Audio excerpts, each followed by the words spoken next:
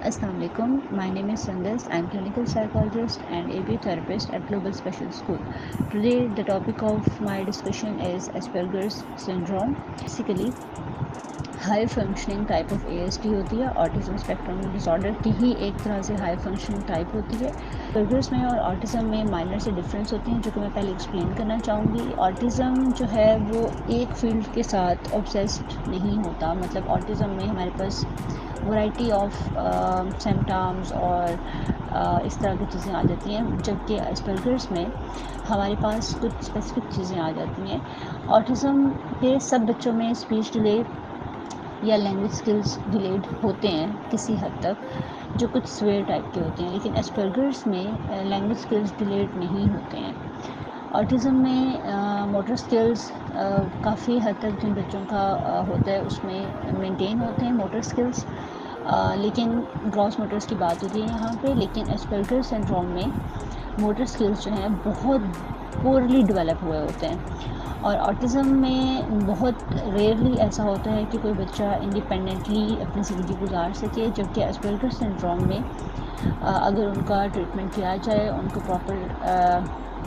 Properly treat किया जाए, तो वो इंडिपेंडेंटली अपनी ज़िंदगी गुजार सकते हैं।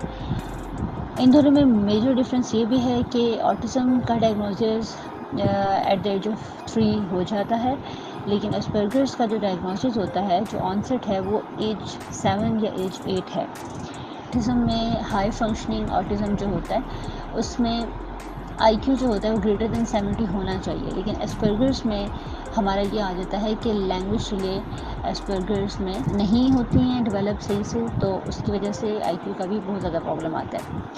हाई फंक्शनिंग ऑटिज़म, जैसे अगर हम अगर हम ऑटिज़म की बात करें, विजुअल या स्पेशल स्किल्स होते हैं, जबकि एस्पर्गर्स में उनके वर्बल रीजनिंग बहुत अच्छी होती है। Next, Asperger's symptoms.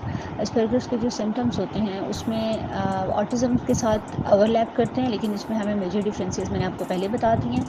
इसमें भी यही चीज़ आ जाती है कि आई कंटेक्ट मेंटेन करना मुश्किल होता है, सोशल सेटिंग्स में ऑकवर्ड फील किया जाता है, लोगों की कन्वर्जेशंस का रिस्पॉन्ड करना मुश्किल होता है, सोशल क्यूज़ को अंडरस्टैंड करना मुश्किल होता है, फेशियल एक्सप्रेशंस हम वो अंडरस्टैंड नहीं कर सकते, बच्चे बॉडी लैंग्वेज को अंडरस्टैंड नहीं कर सकते, speak in flat and robotic tone, ये चीज़ आ जाती है, चेंज को डिसलाइक करते हैं। एडल्ट्स एस्पर्गर्स के जो सिम्टम्स होते हैं उसमें स्ट्रॉन्ग वर्बल स्किल्स होते हैं, क्लमजीनेस होती है, ऑब्सेशन विद द टॉपिक, किसी एक टॉपिक के साथ उनको बहुत स्वेयर ऑब्सेशन होती है, सोशल डिफ़िकल्टीज़ होती हैं और हाइपर सेंसिटिविटी होती है। एस्पर्गर्स का जो डायग्नोसिस होता है उसमें हमें कुछ चीज़ों को देखना पड़ता है। सबसे पहले तो हम साइकोलॉजिस्ट खुद उसका डायग्नोसिस करते हैं, फिर न्यूरोलॉजिस्ट आ जाते हैं जो कि उनकी ब्रेन कंडीशंस को देखते हैं, उसके बाद साइकेट्रिस्ट आ जाते हैं जो कि उनकी मेडिसिन और एक तरह से मेंटल हेल्थ कंडीशन को देख के मेडिसिन वगैरह प्रिस्क्राइब करते हैं।